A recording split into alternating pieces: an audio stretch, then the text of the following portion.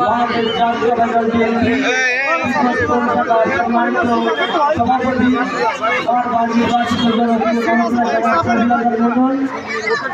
আমাদের কোরআন হিসেবে আমাদের মাঝে উপস্থিত আছেন বাংলাদেশ জাতীয়তাবাদী দল বিএনপি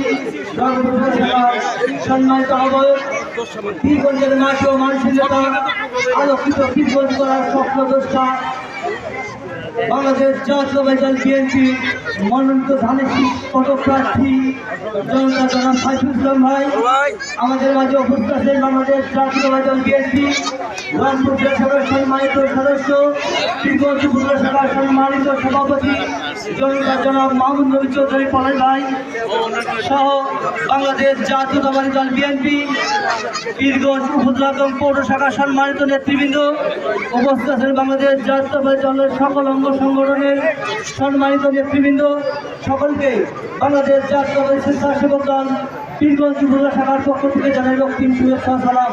আসসালামু আলাইকুম। অন্যান্য ধর্মীয় ভাইদের আন্তরিক অভিনন্দন।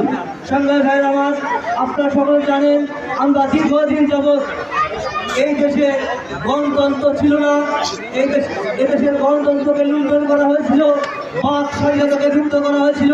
এই বাক স্বাধীনতা ফিরে পাওয়ার জন্য এবং আমাদের গণতান্ত্রিক অধিকারকে ফিরে পাওয়ার জন্য আমাদের প্রিয়তা জনাব তারেক রহমানের নির্দেশনা, সাইফুল ভাইয়ের নির্দেশনায় আমরা দীর্ঘদিন যাবৎ দীর্ঘ 70টি বছর আন্দোলন সংগ্রাম করছি। সংগ্রামী ভাইরা আমার, দীর্ঘ আন্দোলন সংগ্রাম করতে গিয়ে আমাদের বিরুদ্ধে লক্ষ লক্ষ মামলা হয়েছে, আমাদের নেতাকর্মীর বিরুদ্ধে হাজার হাজার নেতাকর্মী জেল হাজত ফেলেছে, প্রায় 850 নেতাকর্মী আমাদের গুম হয়েছে।